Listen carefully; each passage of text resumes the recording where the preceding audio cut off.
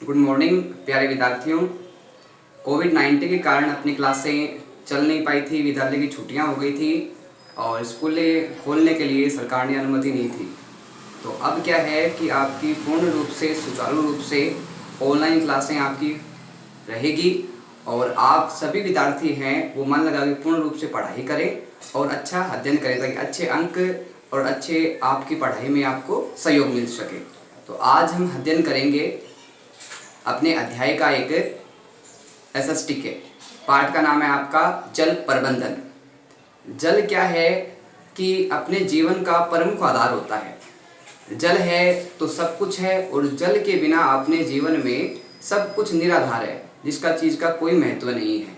तो जल इतना महत्वपूर्ण है कि प्राचीन समय में जल की ऋषि मुनि है, समाज के अन्य व्यक्ति है, तो कोई भी अच्छा कार्य करने से पहले जल की सौगंध वगैरह खाते थे, कसम वगैरह खाते थे। तो जल का जीवन में बहुत महत्व था। जल को सर्वोच्च माना गया अपने जीवन में। इस कारण कहा जाता है कि जल जीवन का प्रमुख आधार है। जल प्रबंधन अपना अध्याय है। जल का रखरखाव किस प्रकार करना चाहिए, जल की व्यवस्था किस प्रकार है, वर्तमान में जल के संसाधन कौन कौन से हैं, किस प्रकार से जल की व्यवस्था उचित की जाए, किस प्रकार से उसका सही उपयोग किया जाए, जल के संबंधित कौन सी समस्याएं वर्तमान समय में आ रही है, तो इस सब से संबंधित अपने चैप्टर में इसमें अध्ययन करेंगे। तो जल है वो प्रकृति की अनुपम देन है। जल हमें प्रकृति के द्वारा मिला हुआ एक अनोखा उपहार है, गिफ्ट है, जो अपने जीवन का प्रमुख आधार बन गया है। जल अपने जीवन का आधार होने के कारण क्या है कि हम अपनी प्रत्येक दिनचर्या में जल का अधिक से अधिक उपयोग करते हैं और जल का हमारे जीवन में महत्वपूर्ण आधार रहा है। बात आती है जल सामाजिक और आर्थिक विकास में सहायक है।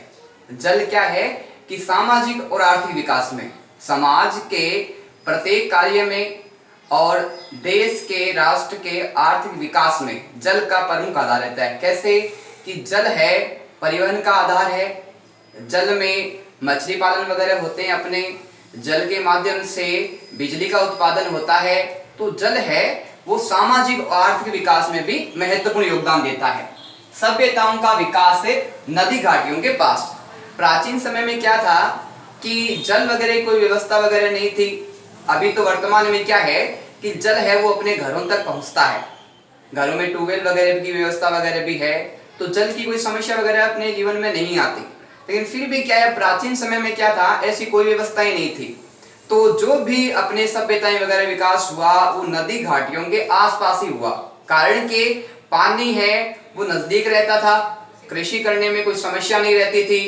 इसके साथ ही क्या है कि व्यक्तियों को जो जल की आवश्यकताएं थी दिनचर्या में, वो भी उनकी आवश्यकताएं पूरी हो जाती थी। तो इस कारण कहा गया है कि जो सभ्यताओं का विकास हुआ है वो नदी घाटियों के पास हुआ था। समस्त कार्यों के लिए आवश्यक।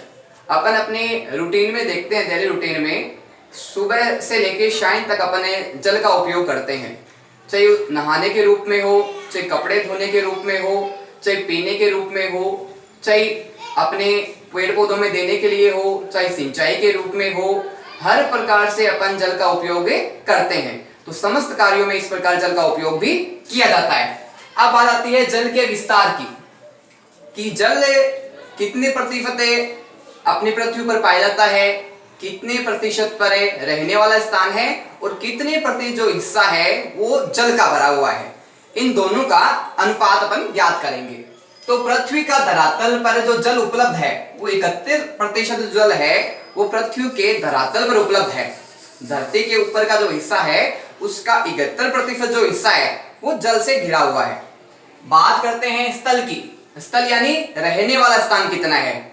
अपनी पृथ्वी पर जो रहने का स्थान है वो 29% है। ज्यादातर अपनी पृथ्वी पर क्या है, जल पाया जाता है, और जो रहने वाला स्थान है वो 29% है, वो रहने वाला स्थान है। इस प्रकार 100% को इस दो भागों में डिवाइड किया। 71% जल का हिस्सा है और 29% हिस्सा है वो रहने वाला हिस्सा है। अब जो अपना ये जल है ये ज्यादातर क्या है, महासागरों में है। जल कहाँ है, अधिकतर महासागरों में उपलब्ध है ये जल। अब बात आती है कई बार कि महासागरों में कितने प्रतिशत जल उपलब्ध रहता है, तो ध्यान रखना 97% जो जल है वो महासागरों में है। अब बात इसमें यह आती है कि नदियों का पानी, कुछ नदियों का पानी तो क्या मीठा होता है, जबकि महासागरों का जल होता है वो क्या होता है, खारा होता है। अब खारा पानी है तो किसी प्रकार के उपयोग में नहीं आता, न पीने के उपयोग में आता है, न खाने बनाने के उपयोग में आता है, न अपने सिंचाई के काम में आता है, तो किसी प्रकार से भी उस जल का उपयोग नहीं हो पाता। तो एक प्रकार से कहें तो महासागरों का जो जल है वो जल किसी प्रकार से भी अपने काम में नहीं आता। एक प्रकार से उस जल को अपन व्यर्थ कह सकते हैं, जो किसी काम में नहीं आए, जिसका कोई आधार नहीं हो। बात आती है 97 तो अपने हो गया महासागरों का जल। अब जो 3% जल बचता है अपना, 3% जो जल बचता है वो मीठा जल है। 97% क्या था, खारा जल जो महासागरों में था। बचा जो अपना 3% जल है वो मीठा जल है। मीठा जल है उसका पेयजल में भी उपयोग किया जाता है, सिंचाई में भी उपयोग किया जाता है, कृषि में भी उपयोग किया जाता है, औद्योगिक धंधों में उपयोग किया जाता है, यानी हर प्रकार से जो जल है उसका उपयोग किया जाता है उसका। अब बात आती है कि ये जो 3% जल है अपना, इस 3% जल को अपन 100 इकाइयों में विभाजन कर देंगे। जो 3% है जो मीठा जल था उसको हमें 100 इकाइयों में विभाजन करते हैं। अब जब इसका इकाइयों में विभाजन करते हैं तो इसके 3 प्रकार सामने आते हैं अपने, 3 प्रकार से इसके अलग अलग हिस्से करते हैं, टुकड़े कर देते हैं इसके। तो पहला जो भाग आता है सबसे ज्यादा हिस्सा जल का वो आता है 69%।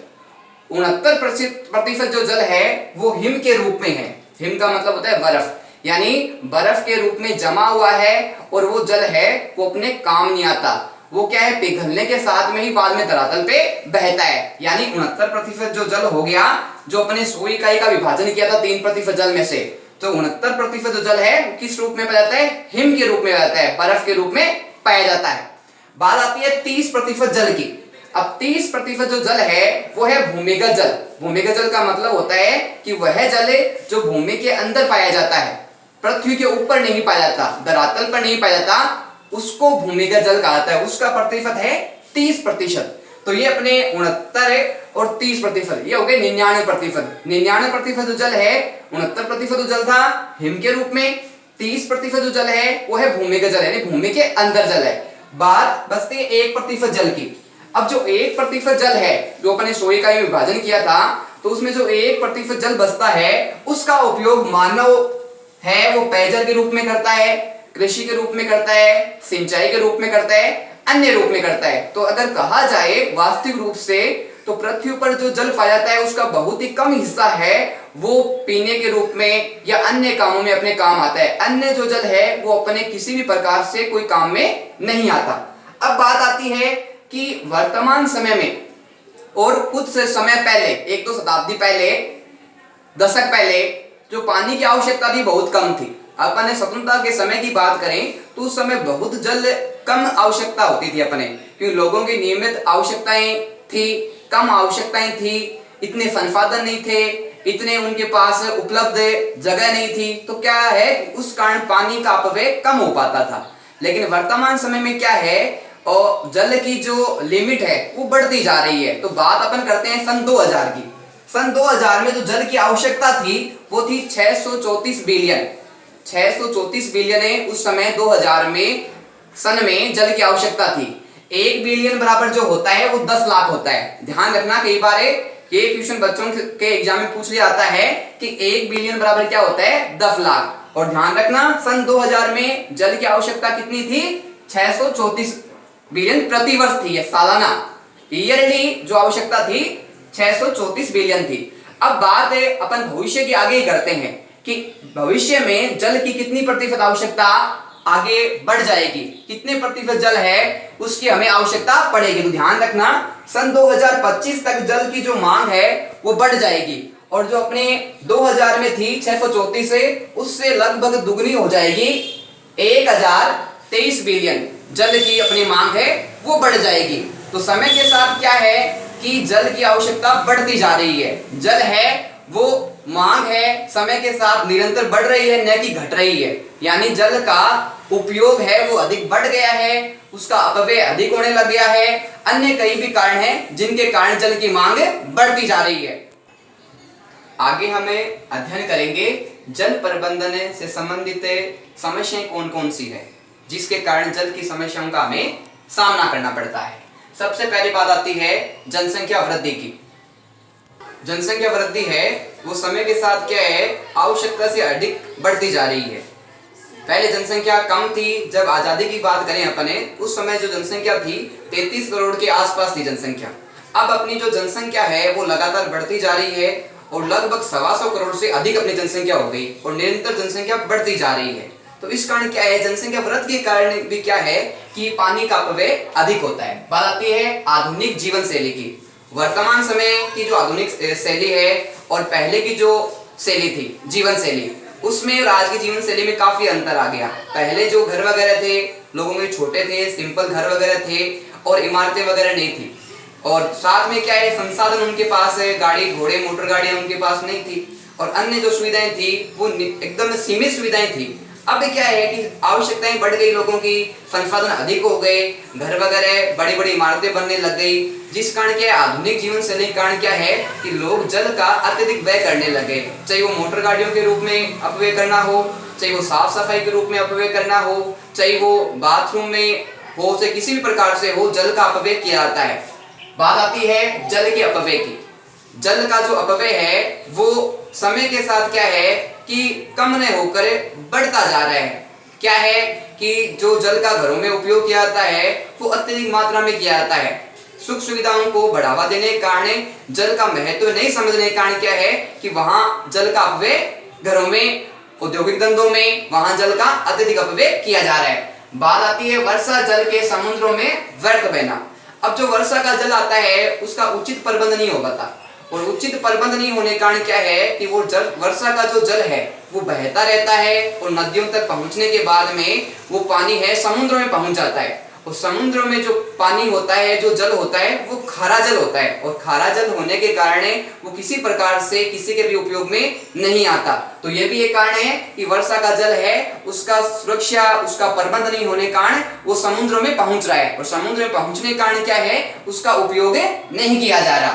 वर्षा की अनिश्चितता, ये भारत में अपने समस्या ज्यादातर देखने को मिली है कि कुछ स्थानों पे तो क्या है कि वर्षा अधिक होती है, जबकि कुछ स्थान ऐसे हैं कि वहां वर्षा है वो नाम मात्र की होती है। कुछ जगह है वहां वर्षा है वो कई बार बाढ़ का रूप ले लेती है, कई बार ओलावृष्टि का रूप ले लेती है, तो वहां आर्थिक नुकसान भी होता है। कई जगह ऐसी है कि वहां इतनी वर्षा नहीं होती कि वहां पे कृषि की जा सके, अच्छी फसल का उत्पादन हो सके। तो वर्षा की जो है अनिश्चितता कई बार क्या है कि जगह पे अधिक हो जाती है, कई जगह पे, और कई जगह क्या होती है कम होती है।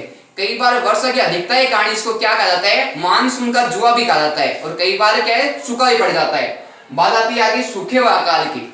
जब बारिश से इतनी भी नहीं हो कि वो सामान्य फसलों के लिए, पेयजल के लिए, पशुओं के लिए जब पानी की व्यवस्था नहीं हो पाती और मान लो कि जो अपनी जमीन है वो सूख जाती है, बंजर हो जाती है, तो ऐसी स्थिति को हम सूखे व अकाल की स्थिति का रूप में मानते हैं। जब सूखे और अकाल की स्थिति होती है तो जो अपने ग्रामीण भाई बहन हैं उनकी स्थिति काफी दयनीय हो जाती है, क्योंकि वो पूर्ण रूप से किस पे निर्भर होते हैं, कृषि पे निर्भर होते हैं और कृषि पे निर्भर होने के कारण उनकी जो नियमित छोटी से छोटी आवश्यकताएं हैं वो भी उनकी आवश्यकताएं पूरी नहीं हो पाती और उन्हें इस कारण जो सेठ साहूकार बनिए हैं उनसे उनको उधार पैसे लेने पड़ते हैं ब्याज के रूप में, और वो ब्याज है बाद में उनसे जिंदगी भर वो ब्याज को नहीं चुका पाते। ये समस्या भी देखने को मिलती है।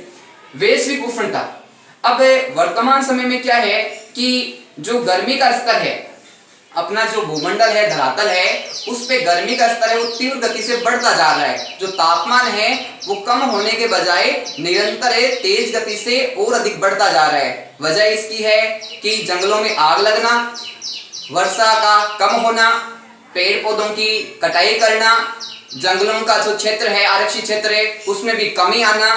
तो ऐसे बहुत सारे कारण हैं जिसके कारण क्या है कि गर्मी का स्तर बढ़ता जा रहा है। जब ये गर्मी का स्तर बढ़ेगा तो क्या होगा कि जो जल का स्तर है जो पृथ्वी पे अपने, वो स्तर धीरे धीरे और घटता जाएगा और आगामी समय में हमें जल से संबंधित बहुत सारी समस्याओं का सामना करना पड़ेगा। बात आती है जल प्रबंधन की। जल का प्रबंधन अपन किस प्रकार करें, किस तरीके से किया जाए, किस तरीके से अपन तरीके अपनाएं, कौन सी नई योजनाएं लाएं, किस प्रकार से अपन व्यवस्थित इस प्रकार ढांचे को व्यवस्थित करें कि जल है वो वर्तमान समय में और भविष्य के लिए हमारे पास अच्छी तरीके से सही मात्रा में जल उपलब्ध रहे और जल से संबंधित हमें किसी प्रकार की समस्याओं का सामना नहीं करना पड़े। तो एक प्रकार से जल का उचित प्रबंधन करना और उचित तरीके से उसके अपव्यय को रोकना और भविष्य की नीति को ध्यान में रखते हुए आगे योजनाओं का निर्माण करना, उसको जल प्रबंधन कहा जाता है। ध्यान रखना। वर्षा के जल का संचय करना। अब क्या है कि वर्षा का जल का संचय किस प्रकार करें? अपने घरों में क्या है कि वर्तमान समय में अपने घरों का आकार छोटा होता जा रहा है क्योंकि जनसंख्या बढ़ रही है, जबकि क्या है कि जो अपना क्षेत्र है, क्षेत्रफल है, वो तो उतना ही है, जिस कारण लोगों को क्या है कि रहने के लिए छोटी जगह उपलब्ध हो पाती है।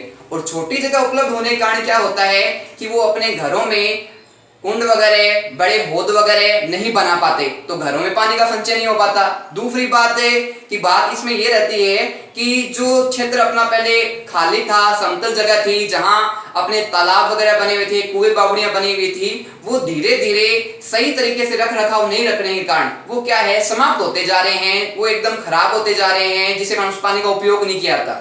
तीसरी बात इसमें ये आती है कि वर्तमान समय में जो पहले जो रखरखाव के अपने साधन थे वो सही थे, सेठ, बणिए, साहूकार, गांव के अन्य जो आर्थिक संपन्न व्यक्ति है वो भी उनके रखरखाव संबंधित कार्य करवाते थे। लेकिन अब वर्तमान समय में क्या हुआ कि जगह की कमी के कारण, स्थान की कमी के कारण क्या है कि वहां पे उद्योग धंधे खुल गए, जिस कारण क्या है कि वो जो क्षेत्र पानी के संचय के लिए थे वो संचय वाले क्षेत्र अब समाप्त होते जा रहे हैं। तो ये भी अगर संचय उसका किया जाए, वापस से अपने जो तरीके हैं नवीन आधुनिक प्रणाली को कुछ नियमित करें, कुछ संयमित करें, तो जल के संचय को, अपव्यय को रोका जा सकता है। जनसंख्या नियंत्रण। जनसंख्या का नियंत्रण भी एक बहुत बड़ी चुनौती है भारत के सामने, अन्य देशों के सामने भी, कि जनसंख्या का स्तर अगर यूं ही बढ़ता रहा तो एक दिन बहुत बड़ी समस्याएं हैं, वो आर्थिक, सामाजिक, सांस्कृतिक, नैतिक हर प्रकार से समस्याओं का सामना प्रत्येक व्यक्ति को करना पड़ेगा। जनसंख्या अगर नियंत्रण कर ले तो भारत है वो हर स्तर में हर चुनौती का सामना कर सकता है। बात आती है सिंचाई की उचित व्यवस्था। कई बार ये देखने को मिलता है कि जो खेत है, बड़े बड़े फार्म हाउस है, वहां पे क्या है जल का उचित प्रबंध नहीं है। जल क्या है बहता रहता है अनियमित रूप से और उसके प्रबंध की वहां कोई व्यवस्था नहीं है। अगर वहां पे उचित प्रबंधन किया जाए, जल के पानी को संचय किया जाए और नियमित रूप से वहां के रखरखाव का ध्यान दिया जाए तो वहां क्या है कि जल का उचित प्रबंध होगा और जहां पानी की अधिकता है उस पानी वाले स्थान को नहरों के माध्यम से दूसरे स्थान पे पानी को पहुंचाया जाए। इससे क्या होगा कि जहां सूखे व अकाल की स्थिति है वहां ये समस्याएं नहीं होगी और वहां जल है उचित तरीके से उसका उपयोग भी किया जा सकेगा। अब बात आती है उचित रखरखाव की। पहले अपने समय में खूब का बावड़ियां, तालाब, कुएं, नाड़ी, जोहड़े, पोंडे खूब बने हुए थे और लोग इनको खूब रखरखाव सही तरीके से करते भी थे।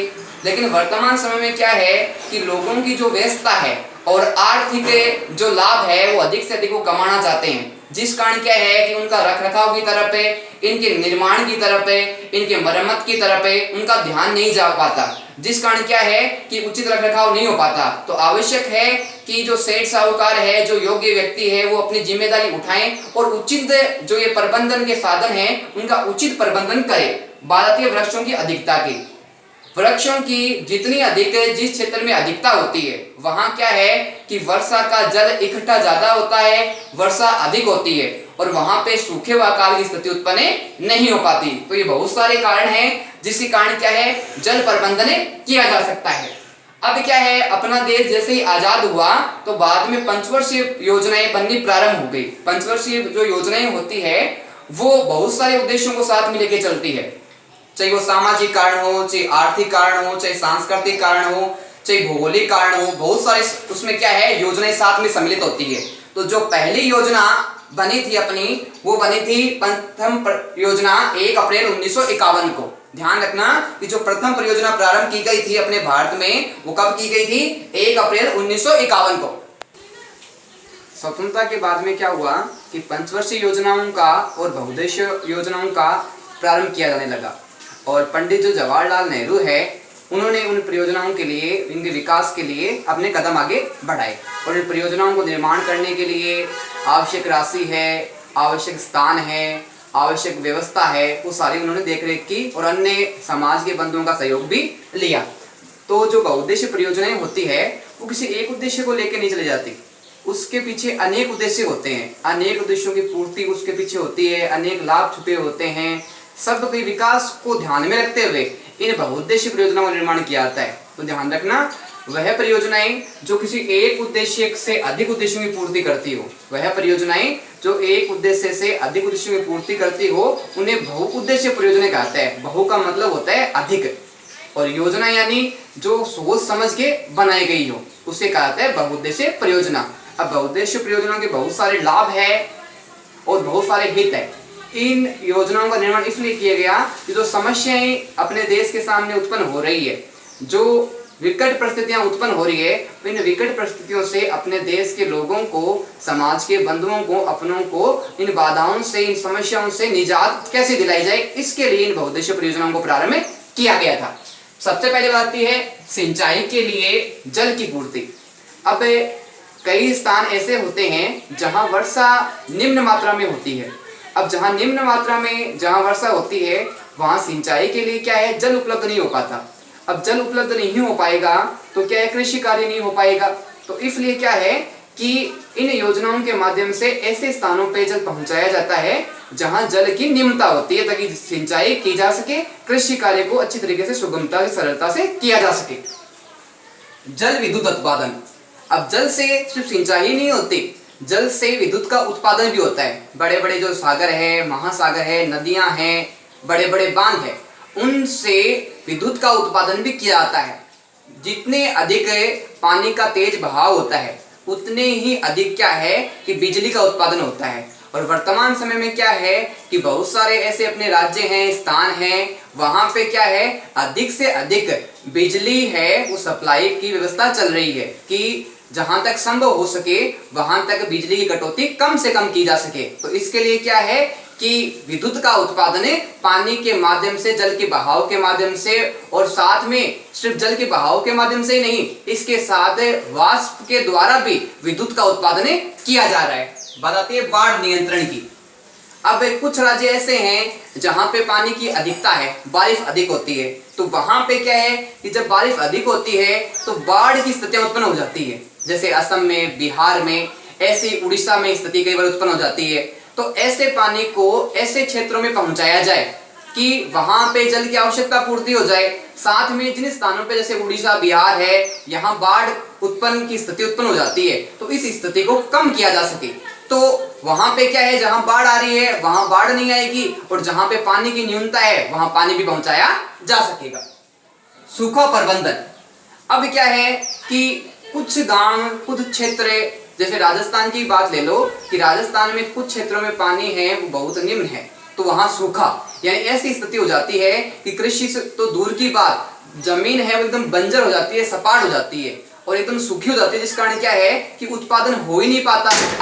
क्षेत्र ऐसा है कि कुछ स्थानों पे जैसे जैसलमेर है, बाड़मेर है, राजस्थान के कुछ एरिया हैं जैसे अपने बूंदी वगैरह, यहाँ बारिश वगैरह काफी कम होती है, तो क्या है यहाँ सूखे जैसी स्थिति उत्पन्न हो जाती है। बीकानेर का एरिया भी इसमें अपन ले सकते हैं। तो यहाँ क्या है, नहरों के माध्यम से जल को पहुंचाया जा सकता है, तो वहां जल पहुंचाया जा सके और जल की उपलब्धता सुनिश्चित की जा सके। बात आती है जल का औद्योगिक उपयोग। जल का उपयोग सिर्फ कृषि कार्य के लिए, सिंचाई कार्य के लिए या घरेलू कार्य के लिए नहीं होता। इसके अलावा जल का उपयोग औद्योगिक कारखानों में, बड़ी बड़ी फैक्ट्रियों में, इनमें भी इसका उपयोग किया जा सकता है, ताकि समय के साथ पानी की अधिकता होने के कारण, पानी सही समय पे मिलने के कारण उत्पादन को और अधिक बढ़ाया जा सकता है, और अधिक लाभ है वो कारीगरों को, वहां के जो मालिक है उनको, अपने देश को उसका लाभ मिलता है। पेयजल की आपूर्ति। अब कुछ स्थान तो ऐसे हैं, कुछ क्षेत्र तो ऐसे हैं जहां पानी पीने के लिए व्यवस्था नहीं हो पाती। ऐसे क्षेत्रों में ज्यादातर गांवों के क्षेत्र ज्यादा जुड़े हुए हैं। वहां पे क्या है कि पानी का जो विकास है, जो नाले वगैरह हैं, वो नहर का पानी है वहां तक पहुंच नहीं पा रहा, और नहीं पहुंचने के कारण क्या है कि वहां पानी है पीने के लिए उपलब्ध नहीं हो पाता, और उनको काफी दूर, कई बार तो ऐसा होता है कि वहां की महिलाएं, पुरुष वगैरह है, उनको काफी दूर जाके पानी लाना पड़ता है। चाहे वो बैलगाड़ी पे लाओ, चाहे वो घोड़ा गाड़ी पे लाओ, चाहे ऊंट गाड़ी पे लाओ, चाहे महिलाएं सर पे उसको मटकी वगैरह को पानी ऊपर रख के लाए, बहुत सारी समस्याओं का सामना करना पड़ता है। तो ऐसे क्षेत्रों में पानी पहुंचाए तो वो पेयजल की आपूर्ति भी की जा सकती है। मछली पालन, अब पानी का उपयोग है वो एक रूप में नहीं हो रहा, विद्युत से लाभ मिल रहा है, सिंचाई में काम आ रहा है, पेयजल में काम आ रहा है, उद्योग में काम आ रहा है, अन्य बहुत सारी चीजों में काम आ रहा है। इसके साथ ही क्या है, मछली पालन, जहां पानी की शुद्धता अधिक होती है, वहां पानी की गहराई अधिक होती है, पानी स्वच्छ निर्मल होता है, वहां पे क्या है कि इसका जो उपयोग है वो लोग व्यवसाय के रूप में भी करते हैं। व्यवसाय के रूप में कैसे, कि वहां पे मछली पालन किया जाता है, मछलियों को रख रखाव की व्यवस्था की जाती है, मछलियों को उचित आहार दिया जाता है, मछलियों को उपयोग है वो व्यवसाय के रूप में करके अपनी आजीविका का साधन जुटाया जाता है। बात आती है जल क्रीड़ा व पर्यटन की। जल है वो जीवन का आधार तो है ही, लेकिन साथ साथ में पर्यटन को बढ़ावा भी दे रहा है। जल में जो लोग हैं वो घूमना, नाव में एक स्थान से दूसरे स्थान पे जाना, जहाज से इधर उधर जाना, सामान का आना जाना, तो ये क्या है कि पर्यटन को भी बढ़ावा देता है। साथ में क्या है कि जल जो यातायात है बहुत ही सस्ता यातायात है, इसमें परिवहन की लागतें बिल्कुल भी नहीं आती, और क्या है कि माल ढुलाई के लिए भी इसका उपयोग किया जाता है। साथ में जल क्रीड़ा के रूप में पर्यटन को बढ़ावा दिया जा रहा है। बात आती है बहुउद्देशीय परियोजनाओं को बढ़ावा देने की, तो प्रारंभ में हमने बात की थी कि पंडित जवाहरलाल नेहरू ने इस क्षेत्र में काफी कदम उठाए, काफी सारी नीतियां योजनाएं बनाई। तो इस कारण क्या है कि जो बहुउद्देशीय परियोजना है उनको आधुनिक भारत का मंदिर किसने कहा था। कई बार एक क्वेश्चन पूछते हैं एग्जाम में, कई बार पूछा भी है कि बहुउद्देशीय परियोजनाओं को आधुनिक भारत का मंदिर किसने कहा था। तो ध्यान रखना कि जो भारत के प्रथम प्रधानमंत्री थे पंडित जवाहरलाल नेहरू, उन्होंने बहुउद्देशीय परियोजनाओं को आधुनिक भारत का मंदिर कहा था।